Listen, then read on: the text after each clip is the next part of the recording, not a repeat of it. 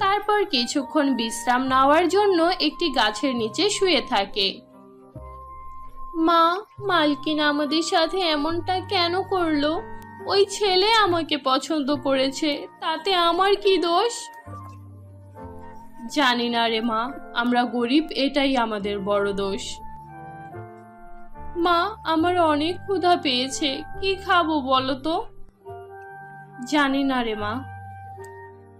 ক্ষুধার যন্ত্রণায় সুমনা সেখানে বসে বসেই কান্না করতে থাকে।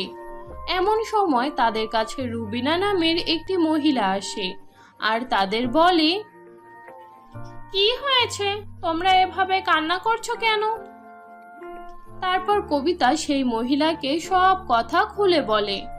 ও আচ্ছা, এই ব্যাপার। তোমরা আমার সাথে চলো, এই জঙ্গলের মাঝেই আমার অনেক বড় একটা বাড়ি আছে, আমি সেই বাড়িতেই থাকি। এখন থেকে তোমরাও আমাদের বাড়িতে থেকো, আমি ওই বাড়িতে তোমাদেরকে কাজ দিয়ে দেব। তারপর রুবিনা তাদের সাথে নিয়ে তার বাড়িতে যায়। সুমনা আর কবিতা সেই বাড়িতেই থাকতে শুরু করে। একদিন সুমনা ঘর ঝাড়ু দেওয়ার সময় একটি বাক্সে অনেকগুলো সোনার কয়েন দেখতে পায়। তারপর সে ওটা তার মাকে দেখায়। মা দেখো। হ্যাঁ, এখানে তো অনেকগুলো সোনার কয়েন আছে, চল মালকিনকে দিয়ে আসি। তখনই সেখানে সেই বাড়িতে কাজ করা আরেকটি কাজের লোক রুবি চলে আসে আর রুবি তাদেরকে বলে, আরে তোমরা কি পাগল নাকি? এই সোনার কয়েনগুলো কেন ফিরিয়ে দিতে যাচ্ছ?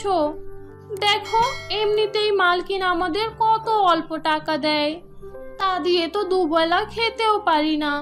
চলো আমরা এই বাক্সটা নিয়ে পালিয়ে যাই, যতগুলো সোনার কয়েন আছে সেগুলো বিক্রি করে আমরা সারা জীবন পায়ের উপর পা তুলে খেতে পারবো। না, মালকিন আমাদেরকে বিপদে সাহায্য করেছে, তার এত বড় ক্ষতি আমি কোনোভাবেই করতে পারবো না। এই কথা বলে কবিতা আর সুমনা সেই বাক্সটা নিয়ে রুবিনার কাছে যায়। তারপর রুবিনা সেই বাক্সটা হাতে নিয়ে জোরে জোরে হাসতে থাকে। কি হয়েছে মালকিন, আপনি এভাবে হাসছেন কেন?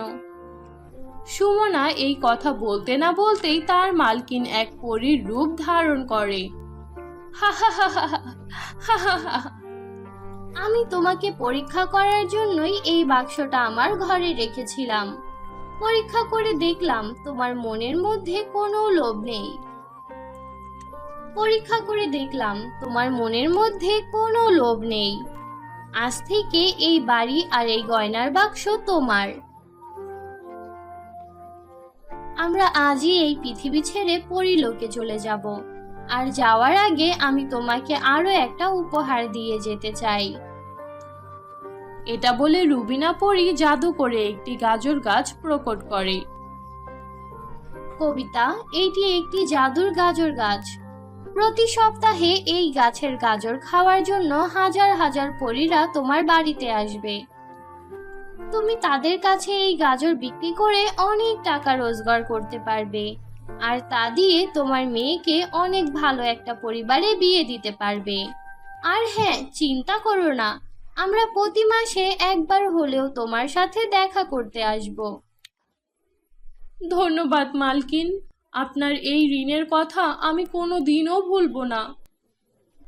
আপনি আমাদের জন্য এত কিছু করেছেন, তার জন্য আমি চিরকাল আপনার প্রতি কৃতজ্ঞ হয়ে থাকব।